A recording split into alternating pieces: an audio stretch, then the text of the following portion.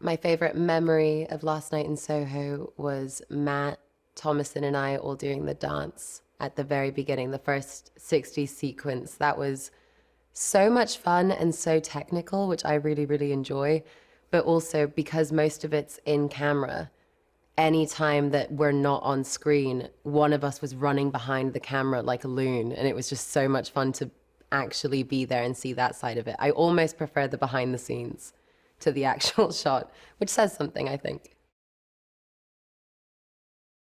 It was wonderful because you get so inspired by the people that you work with, and especially every time, if you work the way that I do and you're doing so many different movies, every time you meet somebody new, you learn something more about your craft. And I definitely learned from Tomo and Matt. And then we all just liked each other so much. So that helped on the night shoots. We were doing night shoots for a long time, and that was really helpful.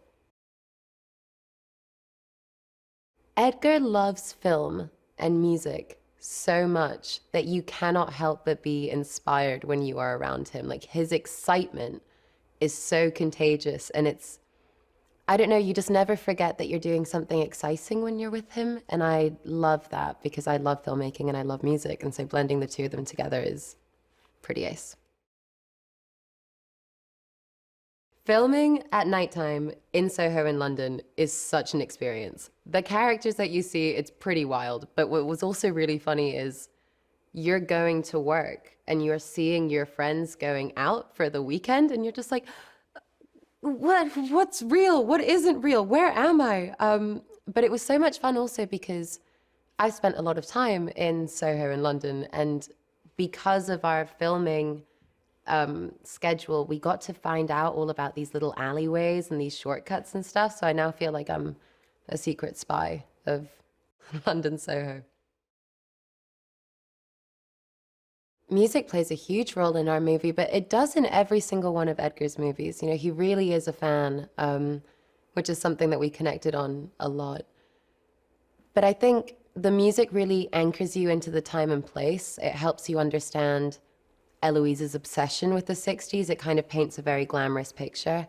And then with the score, what we've done is we've added in all of these really dark elements to it. And it was such a pleasure to be a part of that. It was really lovely because I had Matt there and Matt loved it and he was so supportive and sweet. Because it's quite nerve-wracking to stand on a stage in front of people that you respect and admire and at that point are your friends, and just standing there and singing. But it was such an incredible experience and it definitely, I caught the bug from it for sure.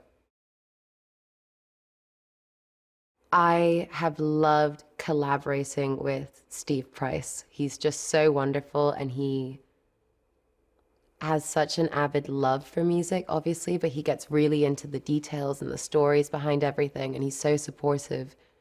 And also just Edgar's excitement. Honestly, Edgar's excitement is really contagious and fun, and it just always makes you remember that you're doing something that you wanted to do when you were a little kid, so it kind of keeps the dream alive in that way.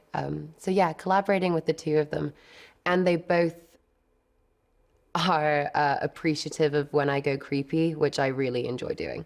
It is very fun to do like a little girl sing-songy, creepy voice on tracks. I enjoy that. Sandy breaks my heart because that is, she has a dream. She has a dream that she would give anything for, and I think especially at that time, because I know that feeling. I wanted to be a performer, and when you don't have an in anywhere, anybody that's offering to give you a helping hand into an industry that's notoriously difficult to get into, you kind of choose to follow it and you trust it, and you have to have the trust that that person is good for you. And unfortunately for Sandy, she just put her trust in the wrong person, but I think it's because she wanted it so much.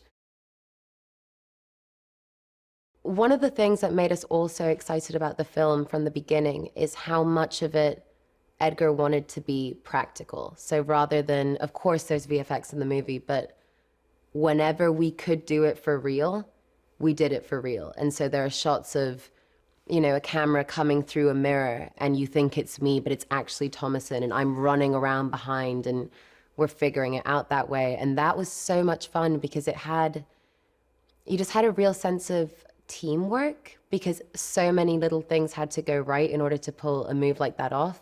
And then when you go back and you watch it on the monitor and you're just like, like, I mean, I remember that there was a scene, I mean, it's pretty much all of them, but anytime we nailed it, like, I don't know, I'm waiting behind a pillar and Matt's walking with Thomason and then we swap hands and it's seamless.